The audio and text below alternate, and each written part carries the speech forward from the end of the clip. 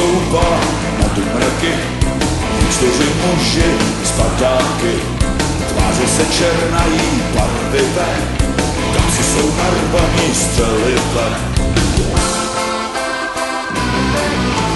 Překrásný noci se snášej tmou a jen ty padáky se otevřou. Zemi se řídí jeden z nich, skok poslední z posledních.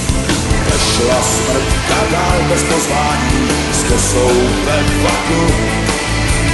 Rána o zem změní nepoznání, nevýhoda padáku. Vešla smrtka dál bez pozvání, s kosou ve vaku. Rána o zem změní nepoznání, nevýhoda padáku.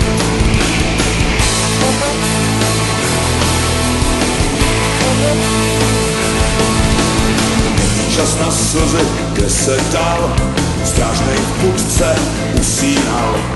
Ještě že tak, aspoň měl to hned, ledvy mu rozpůlí bajonet. Když potom měsíc ozářil stín, vylez ten střelec z ostružin. Natáhnul, zamířil, vypálil a úplně přesně trefil cíl. Zase smrt se do jídelny vkrádá, hladová velice malá, drzá, důka ráda záda, nevýhoda měsíce.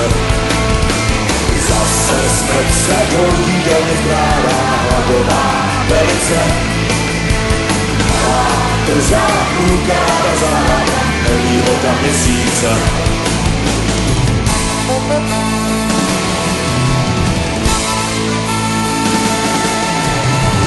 Co zbyli, blíží se před, z dálky jen oslovil kulomet.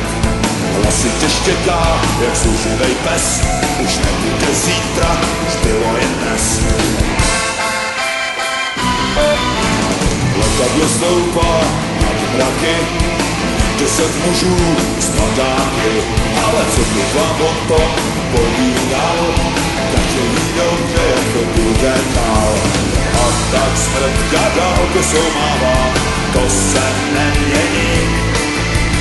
Pořád bude mrzka trochu hravá, nevýhoda válčení.